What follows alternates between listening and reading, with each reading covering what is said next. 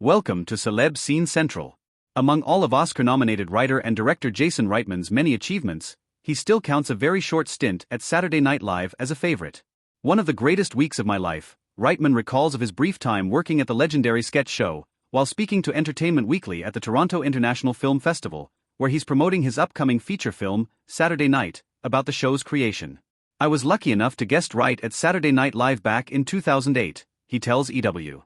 Right after Juno, I got the chance to go in and spend 1 week. I got a sketch on the air." Reitman served as a guest writer for an Ashton Kutcher-fronted episode on April 12, 2008.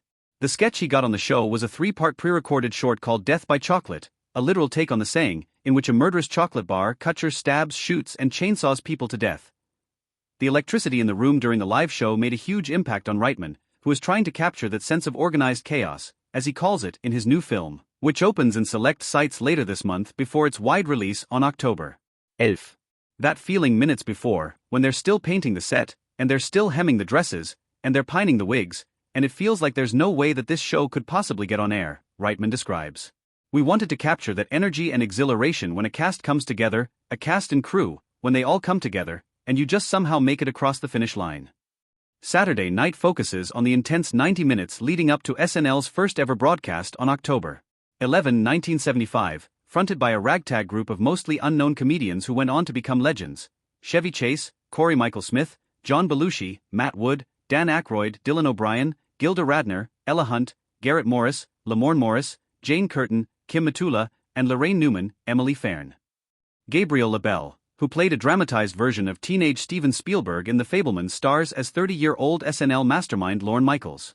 Joining his director at TIFF, LaBelle tells EW that he's impressed by the way Reitman and co-writer Gil Keenan managed to give character arcs to more than just the leads of the film, which has a whopping 80 speaking parts. "Every single character has a beginning, middle and end, and everyone stands out, and every character pops and shines, and all the actors give them such beautiful nuance," LaBelle says, predicting each of the film's characters is going to be someone's favorite part of the movie because it's so rich and so detailed. Speaking of detailed, for the movie, Reitman obtained the original blueprints of Rockefeller Center and leaned on the memories of those who were there at the time to build a replica of Studio 8H, including the SNL set and backstage areas that viewers have seen peeps of on air over the years. "They did such a good job recreating the studio that actual SNL staffers were able to maneuver the set as if it was the real deal. We had an incredible attention to detail," Reitman says.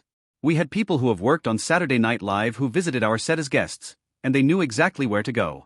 They could walk down the hallway, go up the stairs. If you want to get to Lorne's office, they'd be like, 'Yeah, I know how to get there, you don't have to tell me. I know where I'm going.'" Fans can see for themselves when Saturday Night hits theaters in Los Angeles, New York, and Toronto on September 27, followed by a limited release on October 4 and a wide release on October 11.